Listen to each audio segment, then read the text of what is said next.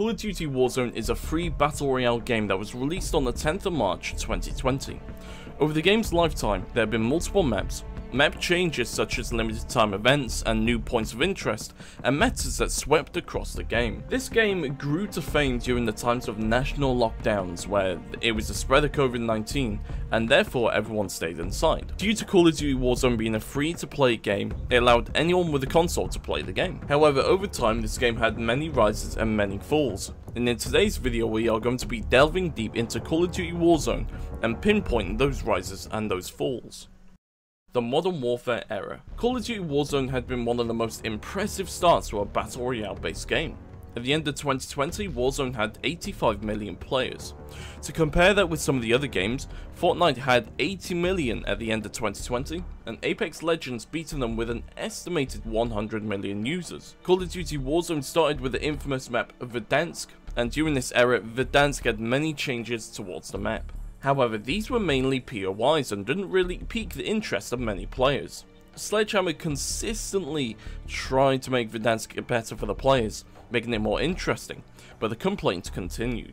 Many people had asked Sledgehammer for a brand new map. This started to become the new talking point as many people grew bored with Verdansk. This map had many POIs where players could just camp, using a sniper rifle alongside with an SMG or an assault rifle. The main points for camping would be prison and downtown, and these POIs had big and tall buildings, allowing players to gain an advantage by seeing a lot of the map. The first year of Warzone would also see a huge surge in cheaters due to the game being free to play, with the possibility of making unlimited accounts. Warzone would also see new modes and even a smaller map. New modes included Plunder, Haunting of Verdansk, and also a smaller battle royale map, Rebirth Island. This map also became beloved within the Warzone community. Now during this era, there was a wide meta. The very first meta was the Kilo in the MP5. As the DLC guns started to creep in, they would also start to become the new meta. And these guns would include the Grau, the Ram 7, the CR56, and also the Fennec.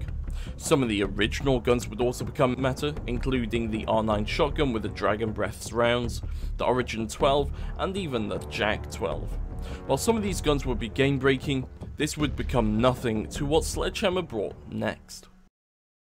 The Cold War Integration. This era would become the era of hell. But let's take this one part at a time. During the start of Cold War's era, there was no new map. Instead, there would be an event within Verdansk where you would need to run towards the stadium to be safe from the radioactive gas.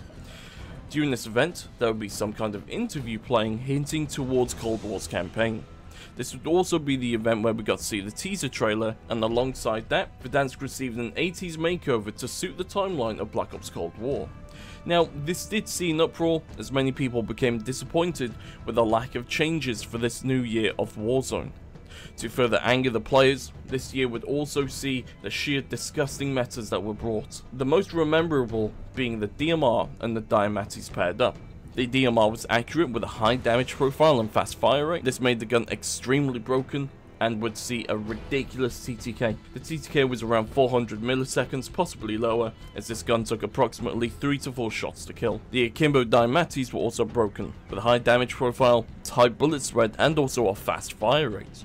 Now the reason why it was so broken for so long is because it was the Christmas holidays where no developers were working to nerf the weapons, and to make matters worse, these weren't the only overpowered meta guns. Over the life cycle of Cold War's era, the AUG, the M16, the EM2, the C58, the MG82, the Type 63, nail gun, and OTS would be overpowered metas too. This era also had limited time modes such as Haunting of Verdansk 2 and also Plunder again. But Haunting of Verdansk 2 was a disappointment. The OG Haunting of Verdansk would be zombies, while Cold Wars would include ghosts, and these ghosts were much harder to kill, more bullets taken, and would overall become a failure. Now, during the end of Cold War's era, another event would take place on Verdansk, which would be to destroy a train. Now, this event was pretty disappointing, but along that came the teaser trailer for Vanguard. Once again, there would be another huge surge of cheaters as no anti-cheat software was in place. However, creeping towards the end of Cold War's era for Warzone, an announcement was published saying that Sledgehammer were working on an anti-cheat. This improves everyone's opinion on the game, expressing relief that cheaters would be assumably banned and unable to play Warzone. However, as we creep up towards Vanguards Integration, This is where Warzone really started to lose its popularity. The Vanguard Integration. The Vanguard Integration did surprisingly well for the first few weeks, maybe up to a month. It was all hyped up for a brand new large-scale map. This map would be called Caldera, and the marketing went fantastic, but in hindsight we were tricked. As the games went by, there would be numerous complaints about the game. For example, you could no longer buy a loadout until the free loadout came, which was right at the end of Circle 1, it's approximately 5 minutes into the game. Sledgehammer Games says that this was to give other players a chance in surviving, and letting all players get the loadout at the same time so it's more fair. But all this did was slow down the game. Later, this would be changed back to normal so you can purchase a loadout whenever you wanted. Also, another complaint would be about the map itself.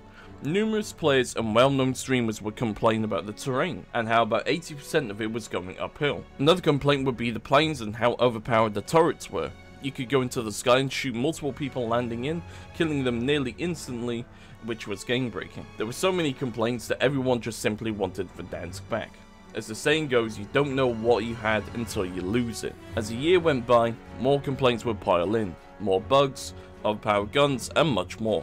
But then, as Season 4 rolled around, Sledgehammer did something that no one had expected. Introducing Fortune's Keep, a new version of Rebirth Island. This was unexpected, but everyone was in for it. Fortune's Keep is actually a decent map, with a lot of people enjoying it.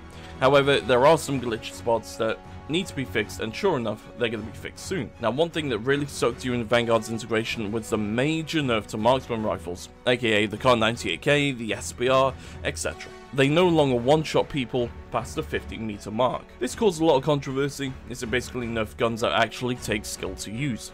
A lot of people, including myself, were upset by this, and from all the points listed, it's safe to say that Vanguard has the worst integration to ever exist. And just to mention that there are many of other issues during Vanguard's integration, smaller issues such as camos not working, unable to level up guns, unable to use certain attachments, and many more. So, overall, everyone misses Verdansk. It was the prime time of Warzone. It does seem that every time we went back in time from Modern Warfare to the Cold War, back to World War II with Vanguard, it just seems to get worse. Maybe Sledgehammer will realise this, and maybe keep all the games modern or futuristic. The reality is, Warzone succeeded really well for Modern Warfare's era because of two reasons. First off, the game was fairly balanced. Obviously the game had metas, but it was nowhere near as bad as it was during Cold Wars or Vanguard's integration. Especially in Modern Warfare's era, there was little to no glitches. Obviously there were a few, but they were nowhere near as bad as they were now. On top of that, but just the fact that Modern Warfare worked really well with Warzone, the next reason was simply because of the timing. Lockdowns and everyone stayed inside, and it's a free to play game. Of course, so many people would download the free Call of Duty game, which is new and exciting. People in lockdown had nothing better to do than play games and of course stay inside. But needless to say, over the past 2 years, Warzone has declined slowly for many of reasons. These issues need to be sorted for Warzone 2, otherwise the next Warzone will be a major flop.